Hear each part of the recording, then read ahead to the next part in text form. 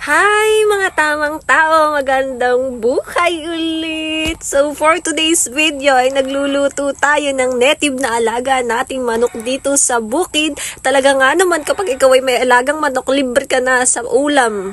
Ulam natin ito hanggang hapunan. So ayan, nilagay na nga pala natin diyan yung sibuyas, bawang at luya at ilalagay na nga pala natin yung ating native na manok.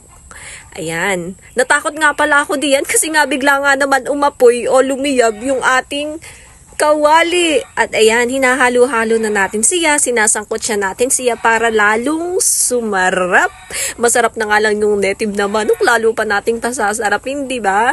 O ayan, post muna tayo. Peace, mga tamang tao. Salamat nga pala sa patuloy na pagsuporta ninyo sa akin at sa patuloy na panunood. Pasensya na nga pala kayo sa pag-voice over natin. Ang daming naririnig na mga tilaok ng manok. At iyan nga pala yung mga alaga nating native na manok. At ayan na nga, sinasangkot na natin siya at nilalagyan na natin ng toyo. Sabi nila toyo daw muna ay bago daw lagyan ng gata. At ilalagay na nga natin diyan yung ating gata, mga tamang tao, at pampasarap. Yan nga pala, hindi na natin lalagyan ng liputok dahil masarap naman na iyan, di ba? May toyo na, may gata pa, sinangkot na, napakasarap. Native yan ay mga tamang tao. At ayan na nga yung final look, pero hindi pa luto ang ating adobo sa gatang manok.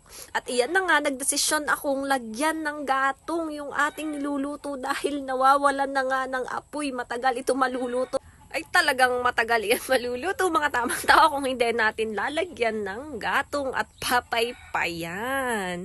Hayaan ninyo't yung naririnig ninyong tilaok ng manok ay isusunod na nating lutuin at napakaingay niya kapag ako ay nagbo-voice over. Aba.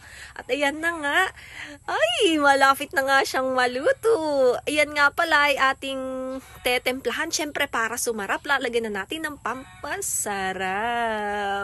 Syempre, di ba, kailangan mas masarap yan kasi nga native na manok ay. At iyan, lalagyan nga pala natin ng sili na kutikot. Alam nyo ba yung kutikot, yung maliliit na sili, at tatlo nga pala yan na kulay pulang sili na kutikot. Alam nyo ba mga tamang tao, napakahilig ko sa sili. Siguro kahit pumuputok na yung labi natin sa pahang ay okay lang. At iyan na nga, nilalagay na natin yung sili. At excited na ako diyan na kumain. At napakasarap at paborito ko nga ito.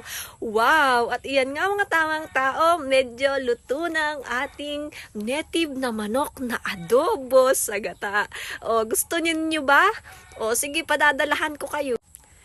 Kaya bisitahin na ninyo dito si Tamang Tao sa bukid natin, mga tamang tao, at ipagluluto natin kayo ng adobo sa gatang native na manok. At iyan, tinemplahan nga ulit ni Tamang Tao ng asin kasi medyo matabang pa, pero masarap na yan. Kasi nga diba tinikman ko, kulang pa sa panlasa ni Tamang Tao.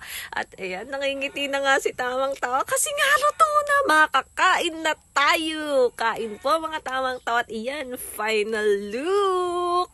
Diba? Grabe. Kain tayo mga Tamang Tao. Magkakamay lang tayo kasi nga mas masarap magkamay kapag ganito ang ulam. See you sa next video. Bye-bye!